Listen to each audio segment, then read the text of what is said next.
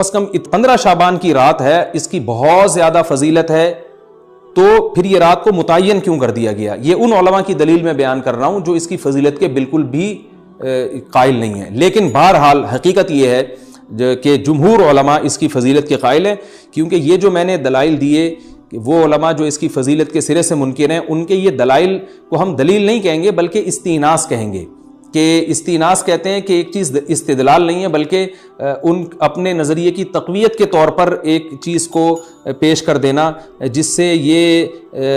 لگتا ہو کہ واقعی یہ صحیح کہہ رہے ہیں، اس کو استئناس کہتے ہیں، میں جو آسان لفظوں میں سمجھانے کی کوشش کر رہا ہوں، اور ایک استدلال کہتے ہیں کہ ایک ریسرچ کو، ایک پوری تحقیق کو۔ تو جمہور کا مذہب ایک اصول پر مبنی ہے کہ بھئی اتنی ساری روایات ہیں اور ضعیف ہیں، ان میں ٹھیک ہے کچھ موضوع بھی ہیں لیکن بہت ساری ایسی ہیں جو موضوع بھی نہیں ہیں، تو ضعیف روایات جب اتنی کثرت سے ہیں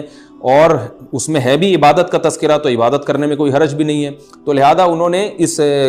کو جو ہے نا اس کو دلیل بنایا ہے، اور اصول کے لحاظ سے یہ بات درست ہے۔ تو اس اصول کو اگر کوئی فالو کرنا چاہے تو اس رات کی عبادت اس کے لیے بالکل ٹھیک ہے، اور اللہ کی رحمت سے امید ہے کہ اس میں اس کو ثواب زیادہ ملے گا۔ تو جمہور ایک طرف ہیں اور بعض علماء دوسری طرف ہیں، تو یہ میں نے صرف اس لیے بیان کر دیا کہ اس رات کی فضیلت میں اتفاق نہیں ہے بلکہ مختلف فی ہے، مجتہد فی ہے، اختلاف رائے اس میں ہو سکتا ہے۔ تو اگر کوئی عالم اس رات کی فضیلت کا بالکلیہ انکار کرے اور ان علماء کا بھی احترام کرے جو اس رات کی فضیلت کے قائل ہیں، تو پھر اس عالم پر رد کرنے کا حق نہیں ہے۔ دوبارہ میں اپنی بات کو ریپیٹ کرتا ہوں، اگر کوئی عالم یہ کہے کہ اس رات کی سرے سے کوئی فضیلت نہیں ہے تو اس عالم پر طعن و تشنیع جائز نہیں ہے، کیونکہ ان کے بھی کچھ نہ کچھ استدلالات ہیں۔ ہاں، اگر کوئی عالم اس رات کی فضیلت کا انکار کر کے جمہور کے مذہب کو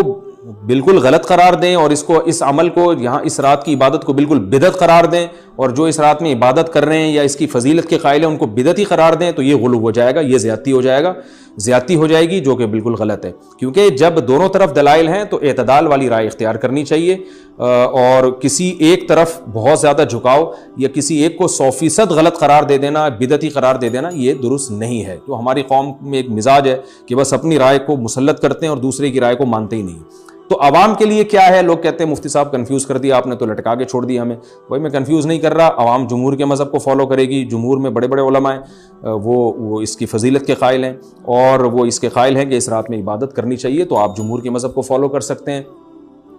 تو اب یہ بات تو ہو گئی جمہور کا مذہب، میں نے آپ کو بتایا کہ وہ اس رات میں فضیلت کے قائل ہیں کہ اس رات میں عبادت کرنی چاہیے،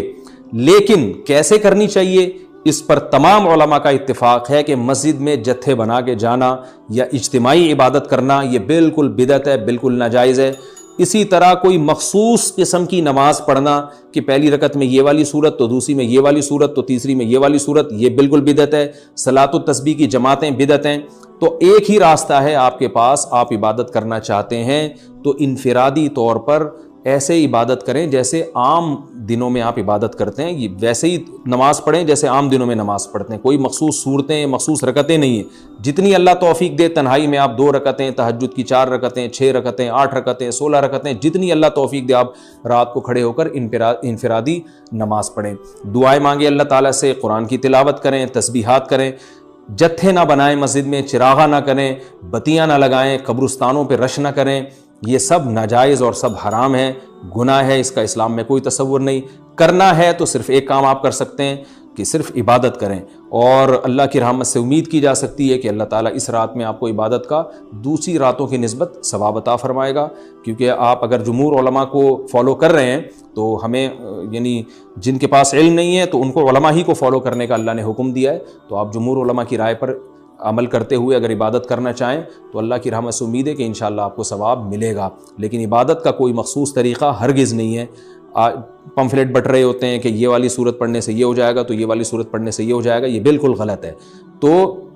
انفرادی عبادت ہوگی اور ایسے ہی عبادت کا طریقہ ہوگا جیسے پورے سال ہوتا ہے، نماز اسی طرح پڑھی جائے گی جیسے پورے سال پڑھی جاتی ہے، دعائیں مانگی جائیں گی، اپنے طور پر اجتماعی سطح پہ کوئی عمل نہ کیا جائے۔ اللہ تعالیٰ سے دعا ہے کہ اللہ تعالیٰ ہمیں سمجھنے کی، عمل کرنے کی توفیق عطا